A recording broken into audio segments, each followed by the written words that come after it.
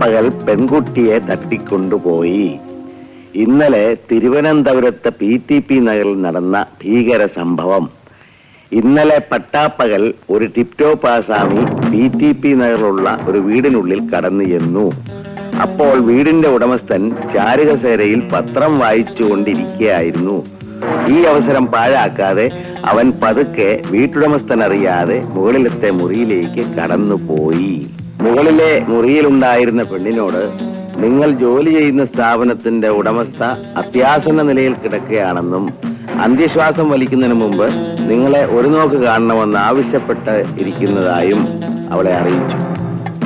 അവൾ അത് വിശ്വസിച്ച് ഒരു ബലിയാടിനെ പോലെ അവനെ പിന്തുടർന്നു. അപ്പോഴും ആ വീട്ടുടമസ്ഥൻ ഇതൊന്നും അറിയാതെ പത്രം വായിച്ചുകൊണ്ടിരിക്കുകയായിരുന്നു.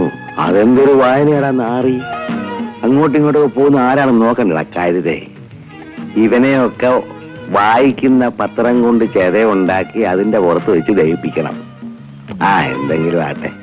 പക്ഷെ വിധി വീട്ടുകാരുടെ രൂപത്തിൽ അവിടെ എത്തിയിട്ടും ആ ടിപ്ടോപ്പ് ആസാമി അവിടെ ഒന്ന് രക്ഷപ്പെട്ടു.